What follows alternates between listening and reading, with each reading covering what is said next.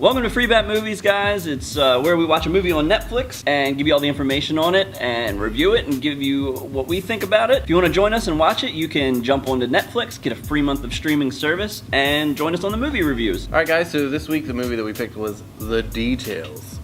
I did not pick this movie. Jeffrey picked this movie. I picked it. I might have seen this on Netflix and just did that just went on by it because I didn't want to think anything of it because I saw Tobey Maguire on it.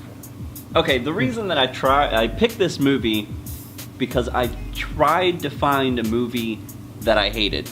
Because so far we've picked a lot of movies that we've really liked. And I wanted to pick something that I had no idea about it and I was hoping that I was going to hate it. So basically, what this movie is about is a normal couple. A little well-off to do. Tobey Maguire is a doctor. And all he wants is a nice backyard. He doesn't want a path and flowers, he wants sod. And he wants to lay down some grass. But those damn raccoons coming around, picking up the sod, eating them worms. And somehow that sets off a chain reaction that goes to crazy town. The reason it's called The Details is it tells you about the small, little, insignificant things and how they snowball into these massive, crazy things. So let's go with first impressions. So, getting into this movie, you're just getting that set up, which like every movie does, you're getting that set up, but then it's like setting up, and like, man, something's gonna happen, and it's gonna be bad. And it probably takes like to the halfway point of the movie for it to actually start doing stuff. And when it started to do stuff, it got a little crazy. And then it gets to like 3/4 mark where it's just shitstorm fiesta. For me, the first thing that I noticed was that they really went for developing the characters.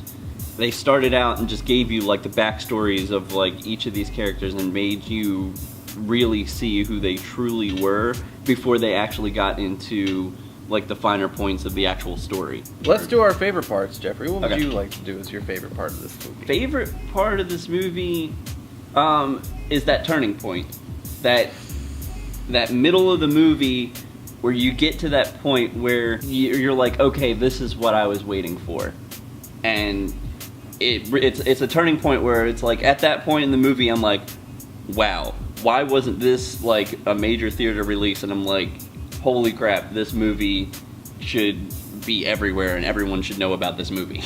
My favorite part was the fact that it kept on giving you the situations where it's what would you do in that situation. It was being realistic to what a normal person would do in that situation. And it shows kind of like the ugly truth of what real people are like. And then Ray Liotta comes in, and he's this guy from New Jersey, he's Italian, and you'll think, oh man, this guy's a bad guy, and he's the one that has the most sanity and the most reason, which just kind of throws you out and makes you think, can I be that guy? Let's do least favorite parts. What sucked? So my least favorite part would probably be the insane amount of build-up to get to that middle ground and that where it starts off and gets crazy, but you kind of need it, so I can't hate it that much. Also hate raccoons. I think my least favorite part, it's not so much that I think that Tobey Maguire is a bad actor, because he was in Brothers and I thought that he had a great performance in that movie. That movie was amazing and completely changed my opinion on him, because I thought that he was kind of over his head when he was in Spider-Man. He played the dorky role well, but I think he did it where I just didn't like him that much. And it just felt like he kind of was half-assing it.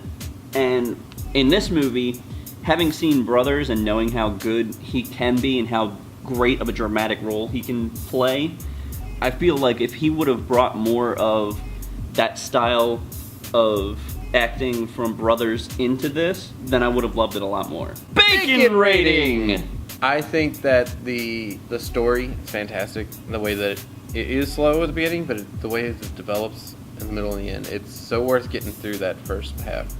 And I don't know if I'll watch it again, but I'm glad I did watch it, because it gave Tobey Maguire a little credibility in my head, because he really ruined it with Spider-Man. But maybe I'll go see Brothers now. If you go to the supermarket, you get a pack of bacon. They're all evenly shaped, okay? And then you get that one weird piece of bacon.